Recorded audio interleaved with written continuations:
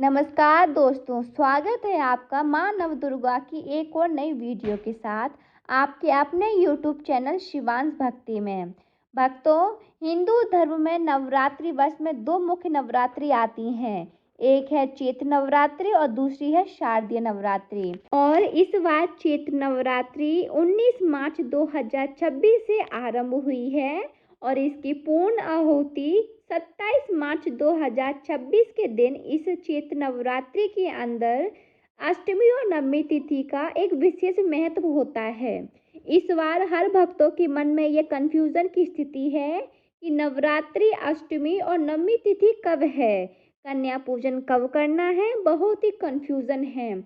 कोई 26 मार्च बता रहा है तो कोई 27 मार्च बता रहा है। तो आज हम आपकी इसी कन्फ्यूज़न को दूर करने वाले हैं। जो माता की अष्टमी नवमी तिथि होती है, इसी समय के अंदर कन्या पूजन किया जाता है। नवरात्रि व्रत की पूर्ण आहुति की जाती है और इसी के साथ देवी दुर्गा की विधिवत साधना संपन्न होती है। तो भक्तों, आज की वीडियो बहुत ही खास और ज्ञानवर्धक साबित होने वाली है उन सभी माताओं और बहनों के लिए जो नवरात्रि का व्रत रखे हुए हैं और हर दिन पूजा पाठ करती हैं। तो आज की इस वीडियो में हम आपके बहुत सारे प्रश्नों के उत्तर देने वाले हैं।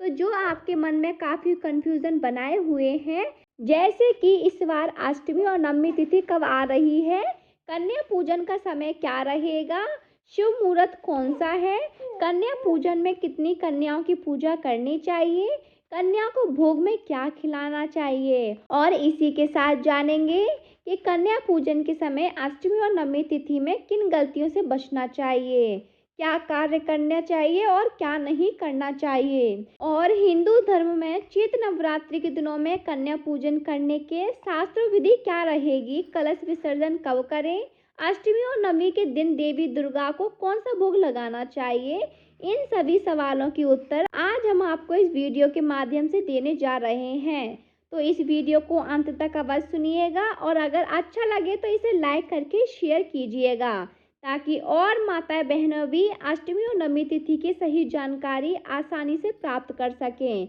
दोस्तों, अष्टमी यानी कि 8वें दिन माता के उग्र और शक्तिशाली रूप की आराधना की जाती है, जिसे महाअष्टमी कहा जाता है। जबकि नवमी यानी कि 9वें दिन माँ सिद्धिदात्री स्वरूप की पूजा होती है, जिसे महानवमी कहते हैं।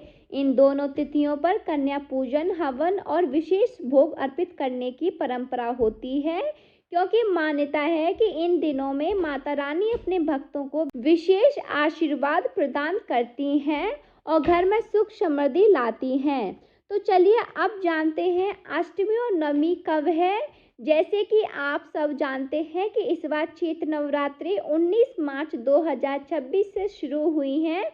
इसकी पूर्ण आहुति 27 मार्च 2026 को होगी। तो इस बार अष्टमी तिथि शुरू हो रही है 25 मार्च दोपहर 1:50 से और समाप्त होगी 26 मार्च सुबह 11:39 पर। लेकिन सूर्योदय के अनुसार अष्टमी तिथि 26 मार्च को ही मानी जाएगी, इसीलिए इस बार दुर्गा अष्टमी 26 मार्च 2026 को मनाई जाएगी। वहीं नवमी तिथि शुरू हो रही है 26 मार्च सुबह 11:48 से लेकर और समाप्त होगी 27 मार्च सुबह 10:06 पर। लेकिन सूर्योदय के अनुसार नवमी 27 मार्च को ही मनाई जाएगी, इसीलिए महानवमी 27 मार्च 2026 को मनाई जाएगी। इस बार एक विशेष संयोग भी बन रहा है। 26 मार्च को अष्टमी और नवमी का संधि काल बन रहा है। संधि पूजा का समय सुबह 11:24 से लेकर 12:12 तक रहेगा। यह 48 मिनट का समय होता है जब अष्टमी समाप्त होकर नवमी शुरू होती है और इस समय माँ चामुंडा ने चंडमुंड का वध किया था, इसीलिए यह समय अत्यंत पवित्र माना जाता है। अब बात करते हैं कन्या पूजन के शुभ मुहूर्त की। कई भक्त अष्टमी के दिन कन्या पूजन करते हैं और कई नवमी के दिन। आप अपनी परंपरा के अनुसार किसी भी दिन कर सकते हैं, लेकिन सबसे शुभ समय सुबह का माना जाता है। ध्यान रहे कि राहु काल में कोई भी शुभ कार्य नहीं करना चाहिए।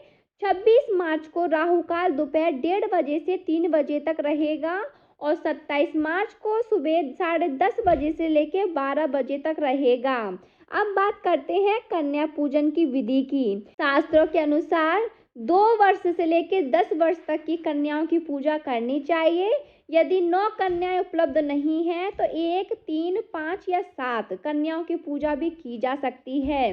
कन्या पूजन के लिए पहले कन्याओं को आमंत्रित करें, फिर उन्हें सम्मान पूर्वक बैठाएं, उनके चरण धोएं, तिलक लगाएं, उन्हें देवी का स्वरूप मानकर भोजन कराएं। भोजन में पूड़ी, हलवा, काले चने, खीर का विशेष महत्व होता है।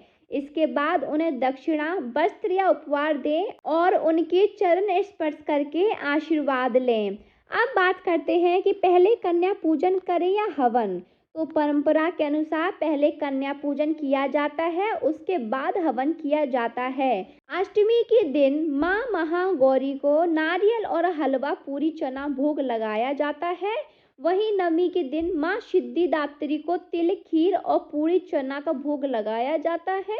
अब बात करते हैं व्रत पारण की। इस बार नवमी तिथि 27 मार्च सुबह 10:06 पर समाप्त हो रही है, इसीलिए इसके बाद व्रत का पारण किया जा सकता है। पारण से पहले माता को भोग लगाएं, फिर स्वयं भोजन करें। कलश विसर्जन नवमी या 10वीं के दिन किया जा सकता है।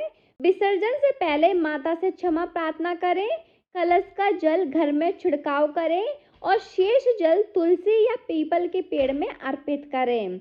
अंत में भक्तों, नवरात्रि की अष्टमी और नवमी पूजन अत्यंत फलदायी माना जाता है। जो भी भक्त सच्चे मन से माता रानी की पूजा करता है, उसे सुख, समृद्धि, शांति और आशीर्वाद प्राप्त होता है। अगर आपको ये जानकारी अच्छी लगी हो तो वीडियो को लाइक करें, शेयर करें और चैनल को सब्सक्राइब जरूर करें। कमेंट में जरूर लिखें जय माता दी। माता रानी आप सभी की मनोकामना पूर्ण करें। जय माता दी। अगर आपका कोई प्रश्न है तो कमेंट बॉक्स में लिखकर पूछ सकते हैं।